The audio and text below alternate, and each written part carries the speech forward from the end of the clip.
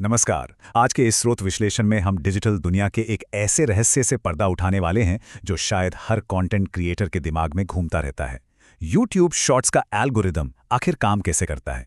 YouTube के खुद के प्रोडक्ट लीड्स, टॉड शर्मन और रेने रिची के इनसाइट्स और कुछ बेहतरीन डेटा स्टडीज को खंगालने के बाद आज हम शॉर्ट फॉर्म वीडियो की सफलता के पीछे के असल विज्ञान को डिकोड करेंगे। तो चलिए बिना किसी देरी के सीधे समझते हैं कि पर्दे के पीछे असल में चल क्या रहा है।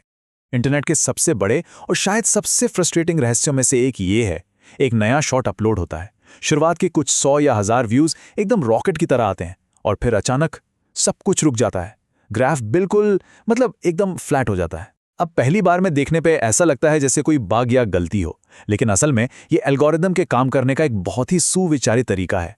तो सवाल ये है कि ये फ्लैट लाइन आखिर आती क्यों है? इसे समझने के लिए हम सबसे पहले बात करेंगे फेज 1 की, द सीड ऑडियंस टेस्ट। देखिए, जब भी कोई नया शॉर्ट प्लेटफॉर्म पर आता है तो एल्गोरिदम को उस वीडियो के बारे में पहले से कुछ नहीं पता होता। तो वो क्या करता है? वो एक सीड ऑडियंस चुनता है। आसान भाषा में कहें तो ये दर्शकों का एक छोटा सा, पूरी तरह से रैंडम फोकस ग्रुप होता है। एल्गोरिदम इस वीडियो को उनके फीड में डालता है और उनके रिएक्शन को बहुत बारीकी से नोट करता है। सबसे अहम बात जो यहाँ समझने वाली है वो ये है कि अगर ये रैंडम ग्रुप वीडियो के साथ एंगेज नहीं करता तो ग्राफ बस वहीं का वहीं फ्लैट हो जाता है। वीडियो को आगे कोई पुश नहीं मिलता। अब लॉन्ग फॉर्म और शॉर्ट फॉर्म के बीच का फर्क समझना बहुत जरूरी है। लॉन्ग फॉर्म वीडियो की सफलता पूरी तरह से थंबनेल और क्लिक थ्रू रेट यानी CTR पर टिकी होती है, जहां दर्शक अपनी मर्जी से क्लिक करते हैं। लेकिन शॉर्ट्स की दुनिया वो बिल्कुल अलग है। शॉर्ट्स फीड में तो कोई थंबनेल होता ही नहीं है। यहां सफलता इस बात पर निर्भर करती है कि क्या वो वीडियो पहले 3 सेकंड में फीड के अंदर अपनी जगह बना पाया। यहां इंटेंशनल क्लिक नहीं चाहिए, बल्कि स्क्रॉल करते हुए किसी का ध्यान तुरंत खींचना ही सबसे बड़ी चुनौती है। और यहीं से शुरुआत होती है फेज 2 की, surviving the swipe. Shorts algorithm का जो सबसे महत्वपूर्ण मेट्रिक है वो है व्यूड वर्सेस स्वाइप्ड अवे। मतलब कितने प्रतिशत लोगों ने वीडियो देखा और कितनों ने तुरंत स्वाइप कर दिया। YouTube का सिस्टम लगातार ये मापने की कोशिश करता है कि क्या किसी ने जानबूझकर इंटेंशनली वीडियो देखने का फैसला किया।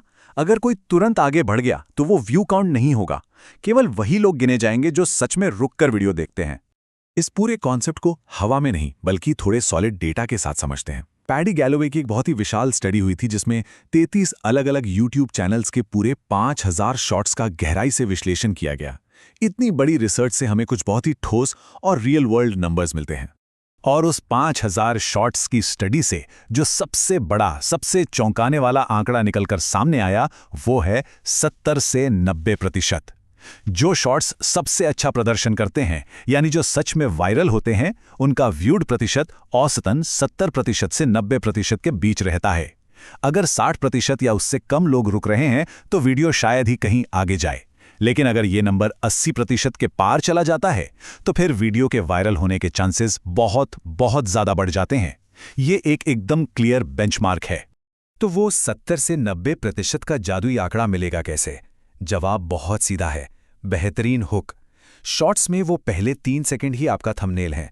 यहां कुछ रणनीतियां काम आती हैं। पहली है टारगेट ऑडियंस कॉल आउट्स, जैसे सीधे बोलना कि अगर आप एक क्रिएटर हैं तो स्क्रॉल करना बंद करें। दूसरा तरीका है क्यूरियोसिटी स्टेटमेंट्स, जो दिमाग में तुरंत एक सवाल पैदा कर दें। और तीसरा है विजुअल इंट्रीग, यानी कुछ ऐसा विजुअल दिखाना जो तुरंत ध्यान खींच ले, जैसे हवा में खाना उछालना या फिर कैनवस पर किसी अजीब से तरीके से रंग डालना। ये वो ट्रिक्स हैं जो लोगों के अंगूठे को स्क्रीन पर रोक देती हैं। स्वाइप से बचने के बाद आता है phase 3, the marathon of retention. देखिए, लॉन्ग फॉर्म वीडियो में अगर एवरेज व्यू ड्यूरेशन या AVD 50% भी आ जाए तो उसे बहुत ही शानदार माना जाता है।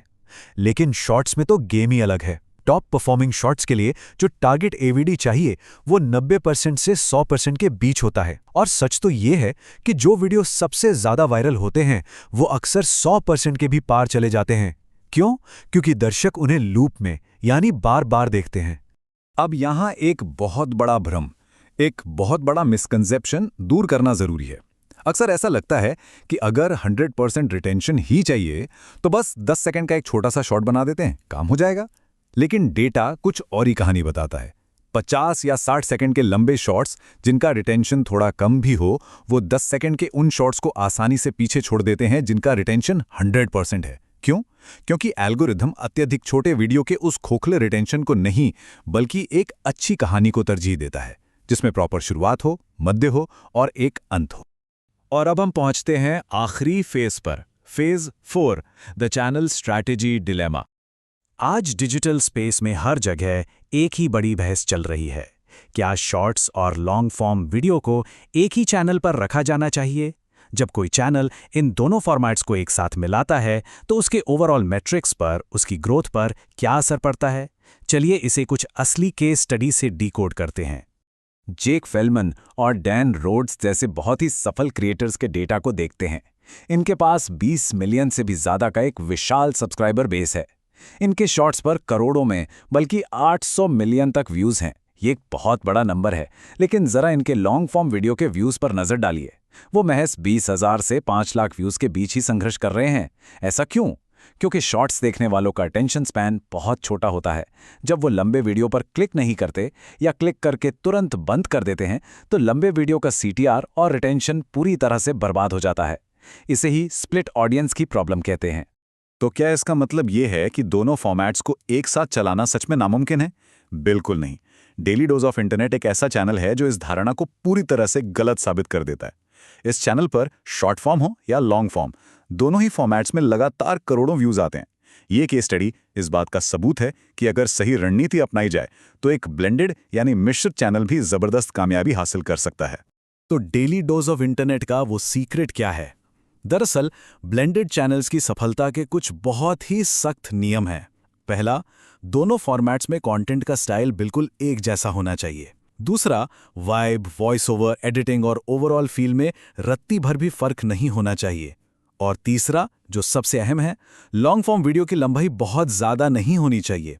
वो वीडियो असल में ऐसे लगने चाहिए जैसे वो कई शॉर्ट्स को जोड़कर बनाया गया एक एक्सटेंडेड कंपाइलेशन हो, ताकि शॉर्ट्स के दर्शकों को वही डोपामाइन हिट और संतुष्टि मिल सके जिसकी उन्हें आदत पड़ चुकी है। इन तमाम इनसाइट्स के बाद आखिर में एक बहुत ही गहरा सवाल है जिस पर विचार करना जरूरी है। क्या वर्तमान कंटेंट रणनीति एल्गोरिदम के साथ मिलकर काम कर रही है या अनजाने में उसके खिलाफ ही लड़ रही है? सीड ऑडियंस का टेस्ट, पहले 3 सेकंड का वो क्रूशल हुक, 90% से ज्यादा का रिटेंशन गोल और चैनल का सही आर्किटेक्चर, इन सबको समझने के बाद एक बात तो एकदम साफ है, इस प्लेटफॉर्म पर सफलता किसी तुक्के से नहीं मिलती, बल्कि इन नियमों को गहराई से समझने और उन्हें अपने पक्ष में इस्तेमाल करने से मिलती है। उम्मीद है इस विश्लेषण से एल्गोरिदम का ये पूरा गेम काफी हद तक साफ हो गया होगा।